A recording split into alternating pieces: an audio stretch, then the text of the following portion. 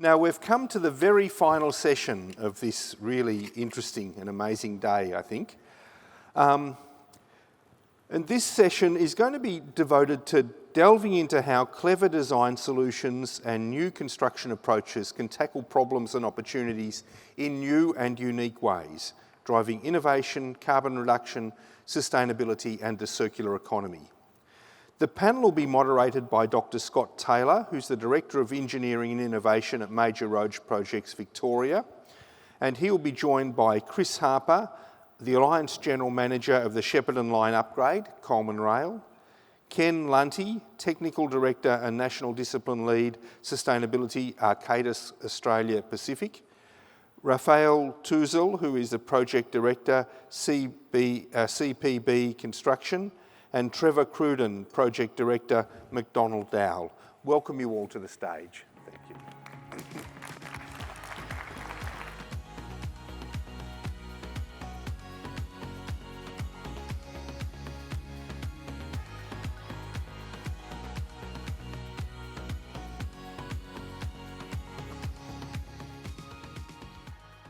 Thanks, Tim, for that introduction. And I just want to begin by acknowledging the traditional owners of the land we're meeting on today and their elders past and present.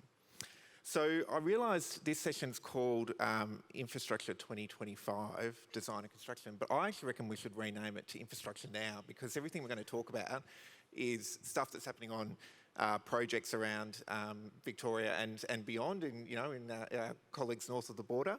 And I really hope that the discussion today really inspires a lot of you out there. And this isn't really geared towards sort of senior leaders in our business, but this the examples that we'll go through today and the solutions that the panel have here can really be applied by anyone out in the project world. So we'll get straight into it, I reckon. So Trevor, if I can begin with you, I understand that the Moderator freeway, which we hear a lot about the noise walls for, is the greenest freeway in the world. I don't know who made that claim, but we'll hang on to it. Can you tell us about some of the recycled material initiatives that you implemented on the project? Yeah, thanks, Scott, and thanks everyone for hanging around for us. That claim was probably started by me, and then it just grew legs. I'm not sure there isn't actually an official umpire that can determine what is the greenest freeway in the world. But I've got to say that the project team are extremely proud of what we achieved on Moderator, and it's got the accolades from actually ISC and a few other official bodies as well. So it was a pleasure to work on the project. I won't go through the entire list of materials that we used that were recycled. I'll just take the top 6. The noise walls, which the project is well known for. It used recycled product from 30,000 houses, the annual use of 30,000 houses for recycled plastic. They were substituted for steel. The asphalt, major component of all freeways, we had 40% recycled product in that, which included 10% recycled crushed glass. All of our concrete on the project, whether it's precast or cast in situ, we use supplementary cementitious products to reduce the amount of Portland cement in that. The non-structural concrete, we replaced the steel reinforcing mesh with e-mesh made from recycled plastic. All the storm water that was behind back a curb, the reinforced concrete pipe was replaced by recycled plastic pipe. And the 9 kilometres of freeway was actually built over swamp, so there were 2 layers of geofabric. The geofabric was substituted with a recycled plastic product to do the same job. All up, the project reduced greenhouse gas emissions by 22,000 tonnes, and for my team, they put it into something that I'd actually understand, which is equivalent to driving a domestic car for 90 million kilometres. So it was a really good effort for the team. Thanks, Trevor. Chris, not to be outdone in the rail space, I understand the Shepparton rail line upgrades got a few initiatives around recycled materials. Can you tell us about them? Yes, Scott. Thank you for having me. Probably the first recycled material that we started to use were Duratec sleepers, which is a recycled railway sleeper is 85% reclaimed from waste. We, in the rail industry, and I'm not sure if, I'm sure it's in the same as in other sectors, we have to work through with the asset owner and the asset maintainer to make sure that elements are going to be acceptable, and that's quite a long and arduous process. For a maintainable asset like a railway sleeper, it needs to be type approved. So to get something type approved is challenging. The Duratec recycled sleeper is approved for use in sidings and use for low-speed applications on the main line. So we're limited to how much of that we could use. We ended up using 100 of those in the sidings that we're building at the Shepparton stabling. The other product which we probably had a greater success in is using the reground PVC conduits produced by Vinidex. I see they're exhibiting here, and what a great product that was. We had to go through a lot of explanation to the operator about why that product was equivalent and has the same strength, has the same design life, has the same durability as a normal 100% recycled PVC conduit.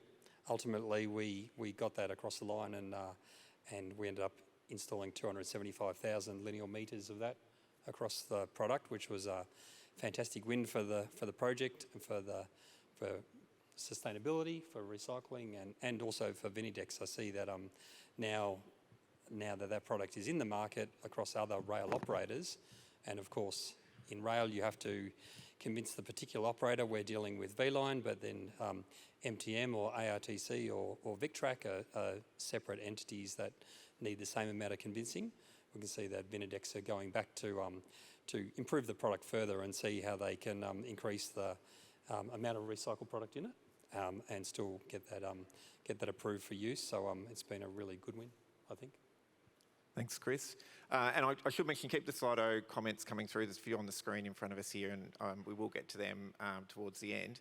One of the Slido questions, which I was going to ask you anyway, Raph, and not far from me to create controversy or conflict between any of our projects, but I understand there's a bit of competition between the M80 project and the Moderator around how green or how much recycled content you've actually got in your project. So maybe you can tell us about the M80 ring road upgrade and what initiatives you undertook there. Yeah, thanks, Scott. All healthy competition, so it's all good. So we were able to use recycled content in each one of our pavement layers. It's something it was initially started at tender, so I think it was in a couple of panels before.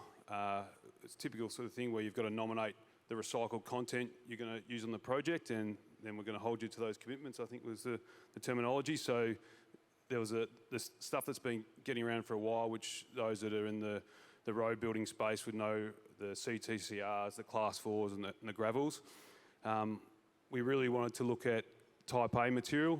One of the challenges is the specification around that material. So we had an intention, I think is the other word of today. We had the intent to use it, but we couldn't commit at that point in time. Through one of our suppliers, Dowell, we proposed to use Reconifelt up at one of the intersections. So Reconifelt, for those that don't know, it's got soft plastics and ink cartridge within the mix, and glass sands and things like that. So we proposed that for up at one of the local roads. We also proposed to change the pavement design, which was a DOT specified pavement design, which again, you're not normally allowed to tinker too much with that, but we were able to propose changing the structural intermediate layer from a SS to a SI. For simplistic form, because I don't want to say the wrong thing here, but the SS, Scotty, you pull me up if I say the wrong thing, but the SS uses a premium binder. It's a heavier duty layer than the SI, which just has a standard binder in it. But what the SI did enabled us to use reclaimed asphalt. So we proposed that at tender time as well. And then I guess the next part of it is, what we propose at tender, then what we follow through, and when you follow through, and trying to follow that through before you get too far through the design. So upon award, and once we engage further with the supply network, we're able to extend some of those initiatives. So George was up here earlier about repurpose it. You know, we took 400,000 tonne of spoil from the project, diverted it from landfill, took it to repurpose it, and we're able to, you know, mix it, reblend it, and bring it back to site as cement treated crushed rock, as class 4 sands, and the type A material which I spoke about. So that type A material was a big win. We're able to get it pretty close to specification from a stockpile perspective, but then trials on site post-compaction results turned out really good as well. The Reconifelt that I spoke about, which we had proposed up on the intersection, we actually diverted our attention to bringing that on the freeway. So we'd got approval to change from SS to SI, but now we want to propose Reconifelt SI, which we had to prove it was a similar performance to the SS, so we'd done a similar thing with the SI. DOT were comfortable with that, and then we had to bring them around to replacing that SI with a Reconifelt SI, which through the support of ecologiQ, Downer, DOT and MRPV, all, you know, with the intent of trying to get this up, we did get it up.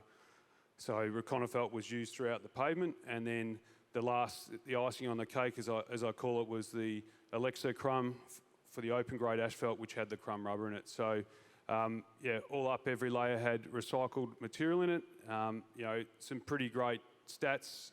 35 million plastic bags went into the asphalt. 800,000 toner cartridges, 22 million glass bottles, 14,000 tonne of reclaimed asphalt. So, yeah. And I think it's a fantastic outcome, and I think you're really, you know, setting the benchmark now for But no competition. No competition. Ken, I might bring you into the conversation. So we've heard from, you know, the contractors around what they're doing in use of recycled material and initiatives. But I understand at Arcadis you're taking that a step further and embedding sort of sustainability thinking into the design. Can you tell us a bit more about what activities you're up to? Yeah, thanks, Scott. I think, first of all, you asked, I'll get to that, answering that question, but you asked about the future of design and construction, and I think looking at these people here, I'm quite privileged to be the only sustainability professional up here, which is quite good for me, because it means that, you know, there's a lot of leadership coming from the top, and I think that's a big change in the last 5 years. So our roles as sustainability professionals have kind of changed in terms of being the instigator of change to being the facilitator of implementing and communicating sustainability in design.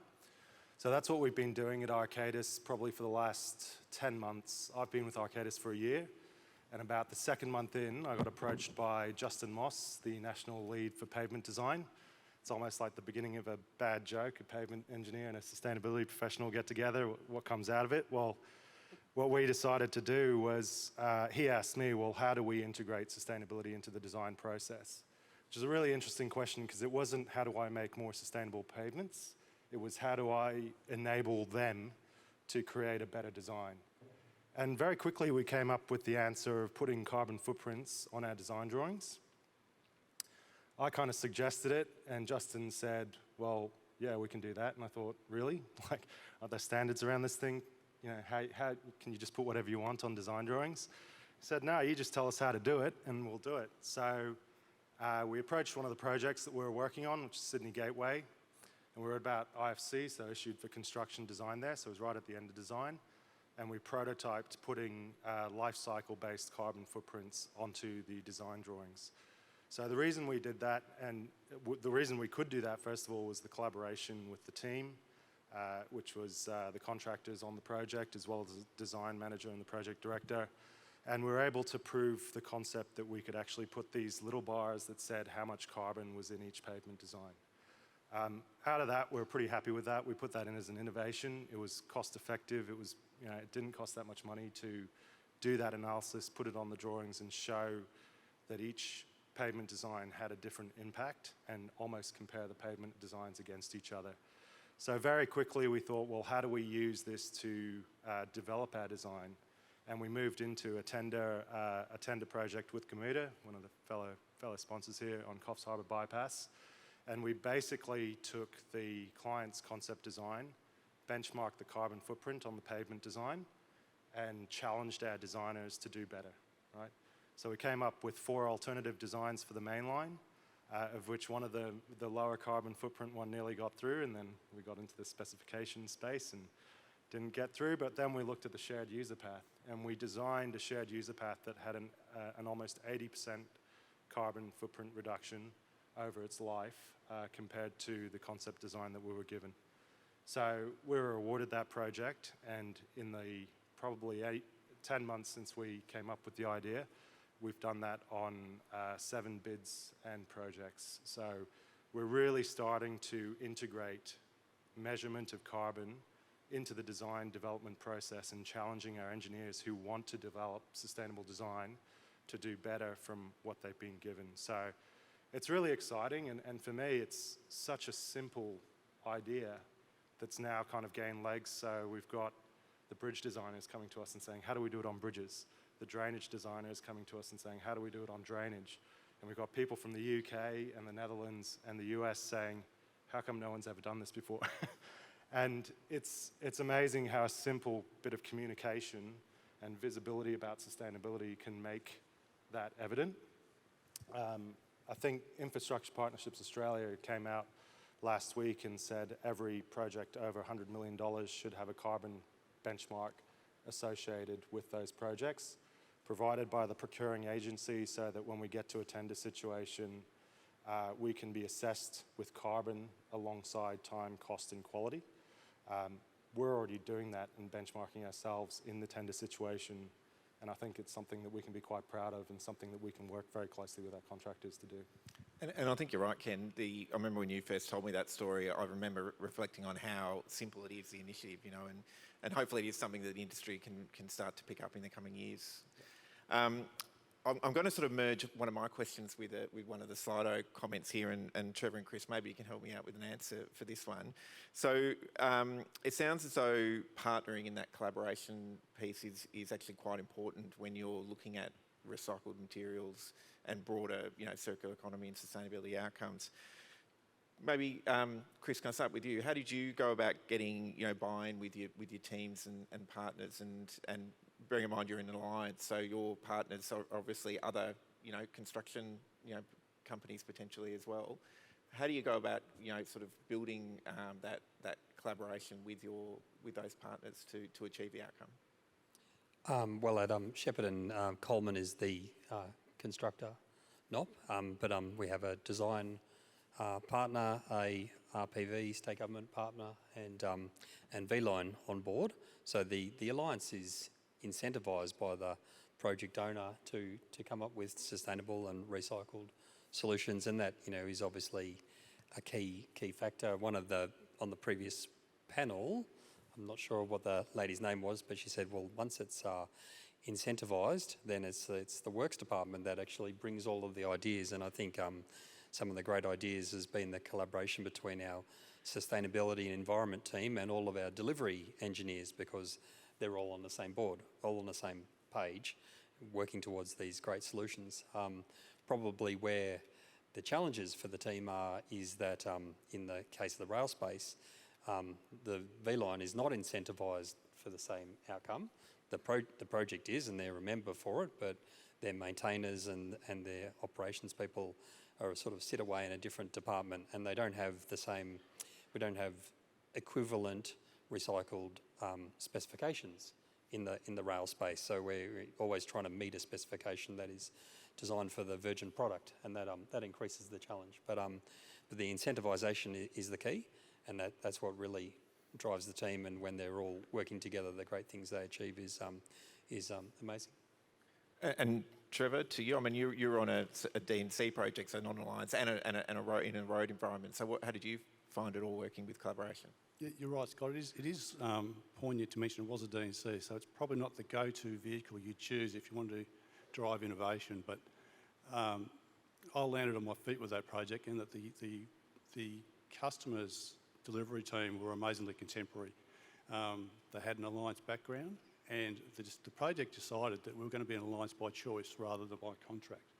And the outcome of that was that good ideas, whether they came from the end user, from the supply chain, our suppliers and subcontractors, from MRPV, or from the contractor, just got amazing support. The biggest hurdle, of course, was actually the old design life question.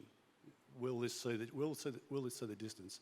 And from a corporate point of view, I was asked on a number of occasions, what testing has been done? How can you demonstrate that we're not going to be back in 10 years' time replacing all of this material at a massive cost when it's under traffic?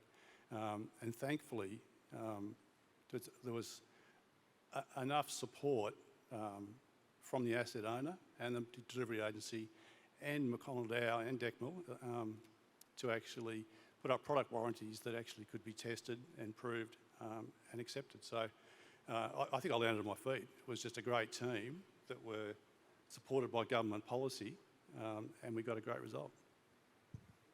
Thanks, Trevor. I might merge a Slido with one of my questions as well for this next one for Ken and Raph. A lot of what we're talking about here relies on new technology and materials, I guess. And the question I had is, how do your projects go about understanding what opportunities are out there, and then sort of trying to integrate them into your projects? But I'm going to add a little bit to one of the Slido questions there from Poppy that talked about how we get early engagement with suppliers. And obviously, I think one of the risks that was brought up previously was that limited time in the tender phase to implement solutions. So Raph, I'll throw to you first. Maybe you can merge that question into an answer. I guess firstly, it's events such as this about sharing knowledge and visiting the displays and learning about what's out there. There's other forums. I know MRPV do a quarterly catch up with all their contractors across their program to share knowledge, to see what everyone else is doing. So, there's that. At CPB, as part of our sustainability strategy, we've got what we call sustainable design, where we make recycled materials and innovation registers part of the design deliverables. So they're workshopped at the start of design rather than someone having a great idea just as design's been finished and having to deal with delays to the program or not taking up that idea. So I think that's really important. Coming to what Poppy's question was, it's ducked off the screen, but it's about workshopping those ideas really early in the piece so that the client or the delivery partner, they can have the conversations with the ultimate asset owner about what they're getting. Again, earlier the better. Pre-contract, you might be able to amend the specification, but post-contract, it gets harder the further you go through that design process. And the other one is, talking to the client, they're looking after other projects, talking with your supply network, your subcontractors, again, early in that procurement piece around extracting any innovations, any trials, what their recycling plans are and that sort of stuff, to see how what their ideas you can bring to your project and get the client involved in as well. And they're obviously looking after multiple projects, they've got multiple suppliers. So it's about that knowledge share and collaboration really early to flesh those really good ideas out so that no ideas not left on the table. And Ken, what about in the design space? Is it a similar story as what Raph was speaking about, or is there more to it? I think so. Collaboration is definitely key. Collaborating with the contractors, collaborating with the construction teams, collaborating with the clients, and having that open and transparent relationship. And I think if I was going to add to what Raph said, it's about looking at this over the long term as well. I think I've been a sustainability consultant for close to 20 years, and my mindset's really changed to, from I'm going to change everything through one project to think about the long term, what's going to happen in the next 10 years. If I can make 10% of the change I want through one project and build on that on the next project and bring that knowledge across and share those ideas without thinking about competition and thinking more about continual improvement, then that mindset has really kind of driven innovation. So like I said, with Sydney Gateway, we did a proof of concept which took, which was very, very cost effective.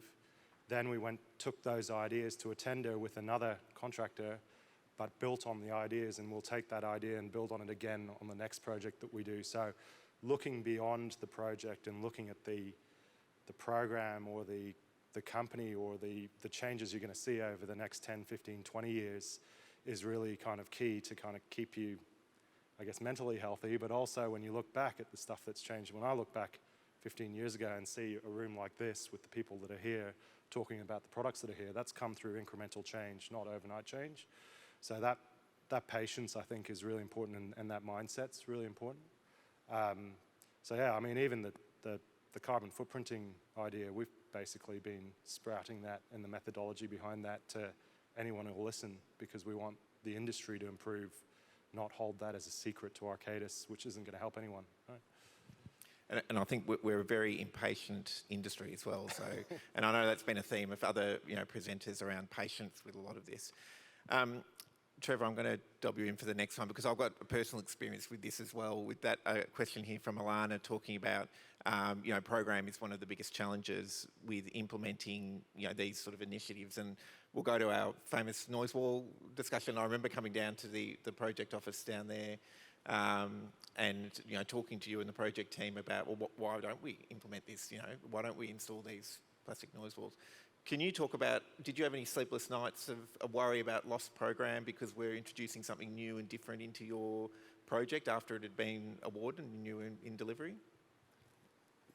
Scott, there's a few people in the room who were actually standing on the pavement the day the fairway opened, putting up the last noise wall panel. The short answer is yes, I lost a lot of sleep. I think that was probably the biggest regret with the noise walls.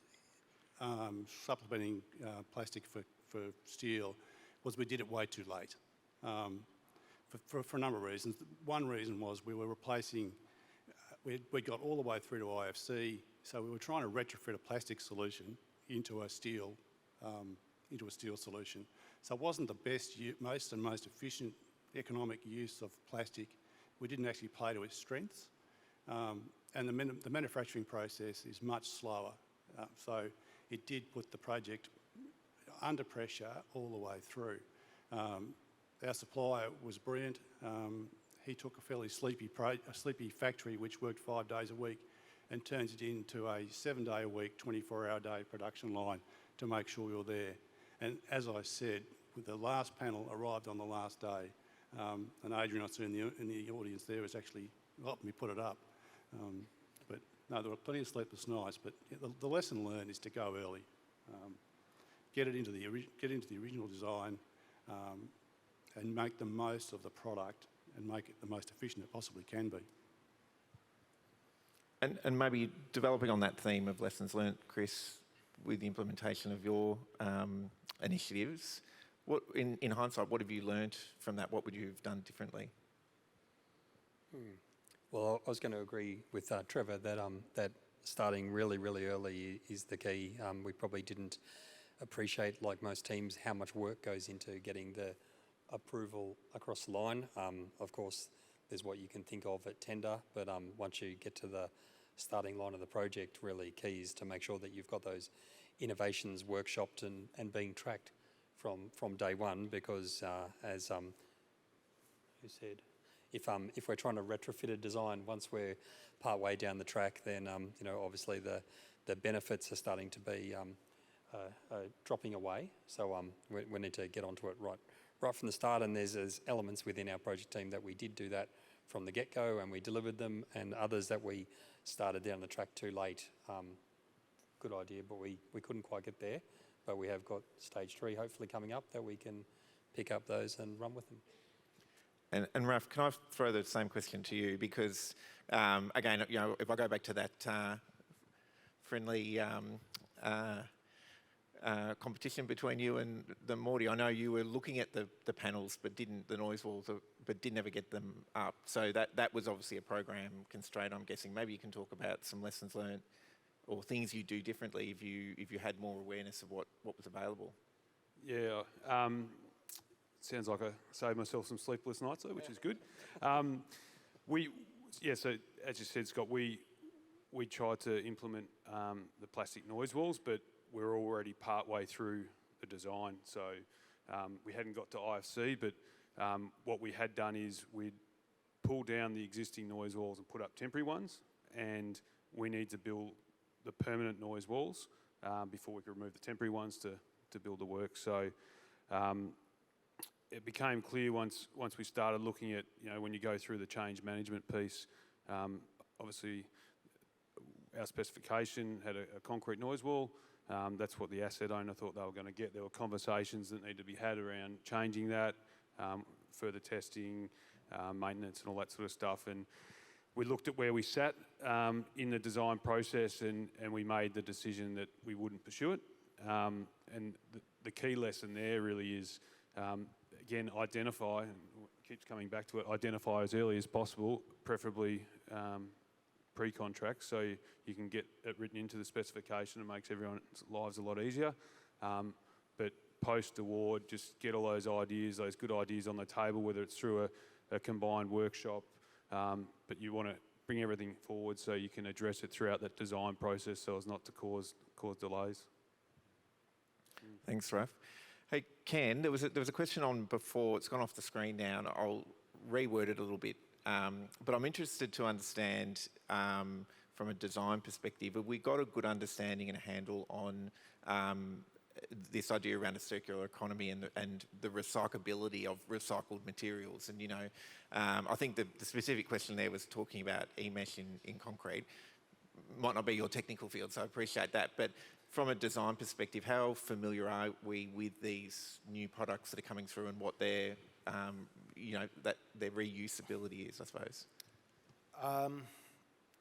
Yeah, so I mean, a lot of transparency has come into the material supplier space. They're all starting to produce environmental product declarations, or EPDs, which is basically a declaration of their environmental impact. And in that, they outline which stages of their life cycle they cover. So there's a lot of information that's out there that's becoming a lot more transparent around, what happens at end of life, or what's happened at the beginning of life for these products. And I think it's about keeping on top of it and looking at it and understanding what information there is there. So for me, as a sustainability professional, I think my role has become more about communicating information in a language that designers and contractors understand. You talked about cars off the road, light bulbs turned off, or whatever it is, or dollars ideally is the universal language in construction. But I think there's heaps of information out there. I have to rely on my team, but also the wider Arcadis business or my wider colleagues who are becoming more and more in tune to this information. I'm finding I have pavement engineers or drainage engineers suggesting products to me and asking me for confirmation on how good it is, so I can actually go and do the further research or look into that more. But yeah, I think we're entering this new age where you can't just hide information. You can't, carbon is now a criteria that gives you a competitive advantage. You've got every state in Australia setting a net zero target. Lots of the leading corporations or businesses setting their own, whether they're contractors or designers, setting their own net zero targets. And we have to meet them, and to meet them, we have to really look at the stuff that we're using and putting into our designs and our construction. Thanks, Ken. In the last sort of 10 minutes or so we've got this session, I'm keen to explore with the panel what the future holds. We've talked a lot about the current projects, but maybe, Raph, if I can start with you, where do you sort of see the industry going with recycled materials, and when will a claim like the greenest freeway be 100% recycled freeway? What is the future? Just reflecting on a couple of panels back, there was a conversation that went around, with a lot of change with government policy, contractors, clients and the industry, there's a lot of demand for recycled materials. So, with the work programs coming up, it's easy to forecast what that demand will be. In the past, when it was virgin materials, you'd put that to the market, they'd figure out whether they're going to expand and buy new quarries and that sort of stuff. With the Recycled First program,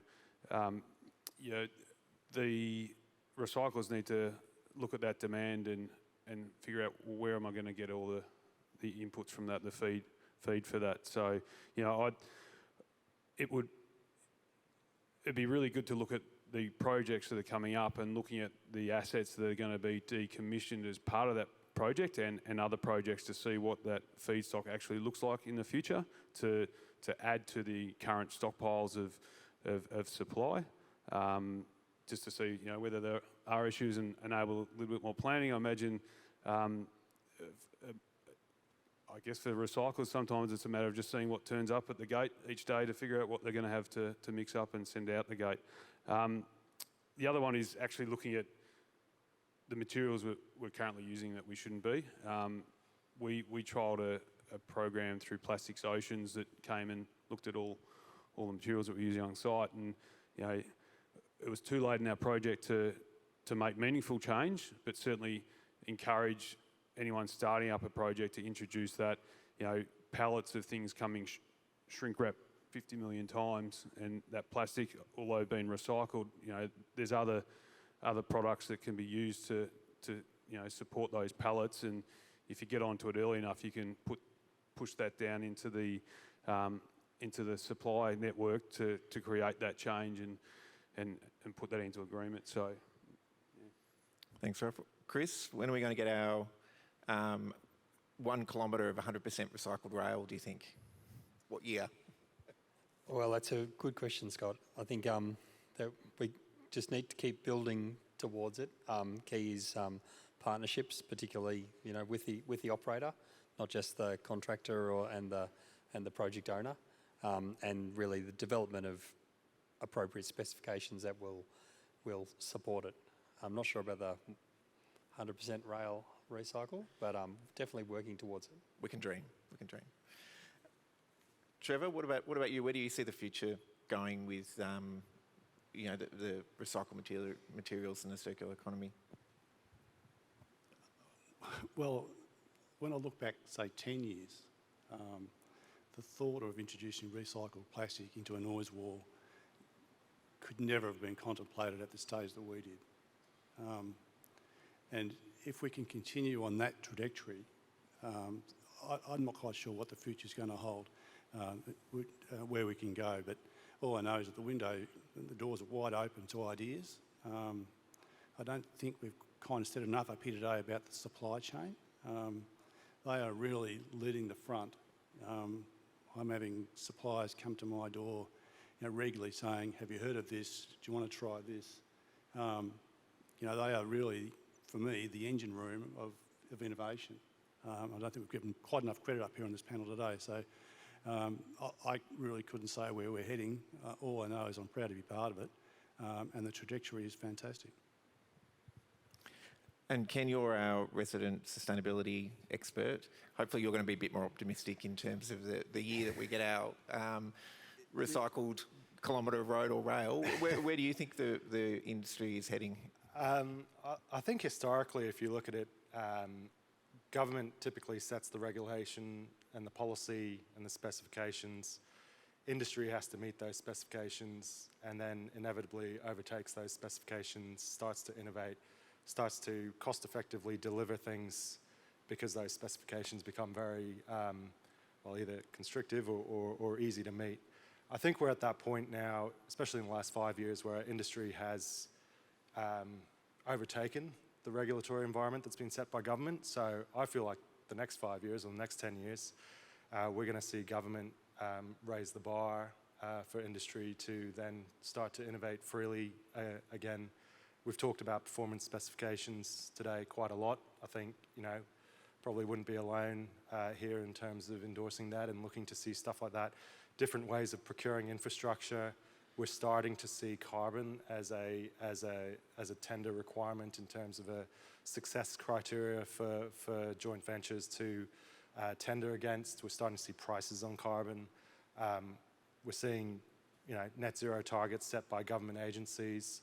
So I feel like the future is going to be a bit of reform in terms of driving more sustainable outcomes and trying to bring a lot of this innovation that's already happened in industry and help accelerate it again in the right way to go forward. You know, I'd like to see carbon footprints having to be on every drawings, right? Because that's what our clients are asking for.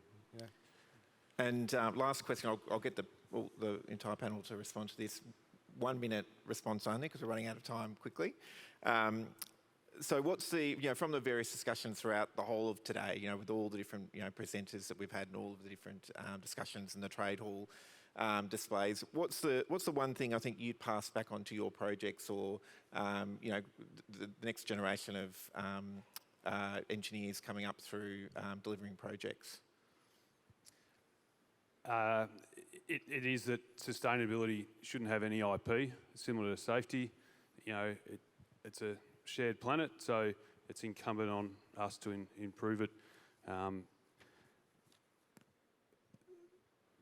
There's a danger that sustainability initiatives can be they live for the life of the project and then they're shelved, and we try to come up with new things similar to safety. So we need to make sure that we build on each other's ideas through this knowledge sharing and take them until they become BAU, whether it's our idea, your idea, another industry's idea, another country's. We've got to keep building and just make it BAU, and that comes through collaboration and knowledge sharing. Oh, I agree, and innovation might have been seen as a competitive advantage, but it's only good for the time that you had it, and knowledge sharing is 100% the key to growing the tidal wave of success. But my key thing would be don't give up, don't take no for an answer, and just keep persevering, because you can get there. You just got to make sure you stop any blockers. Trevor? Yeah, look, the message that I keep taking back to the business, and it's no surprise that the people that I report to are about my age and have come through a similar experience. It's to continue to calibrate what is possible. Changes in government policy will make it a lot easier for people like me who are very supportive and trying to actually undo the damage we did in the first half of our career in the second half of our career. So it's really important that those people, the business leaders in construction companies and design houses, stay contemporary and understand what is possible in this decade. Yeah, I think for me, there was a person on the panel before this one who said, it's a lot easier to say something can't be done than to basically find a way to do it, right? And I think what I take back is confidence from this whole day and yesterday, that there's a lot more that can be done than we previously assumed, and there's a lot more openness and commitment to these things from, I guess, the traditional kind of construction leading personality, I suppose. I think it's about bringing the ideas to the table and having the confidence that they will be heard now. I'd say even 5 years ago, I wouldn't have confidently been able to say that, but I think after today, I can take that back to my company and say, you can confidently talk to people outside of the sustainability industry and propose new ideas. Thank you, panel, and I think sending a very clear message there around making sure we're challenging and innovating and looking for new opportunities. So please join me in thanking Ken, Trevor, Chris and Raph. Thank you.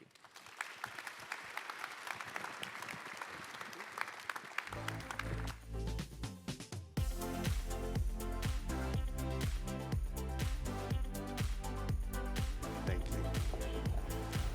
Well, what a fabulous panel to end on. That was amazing, inspirational, and gives me great hope, I must say.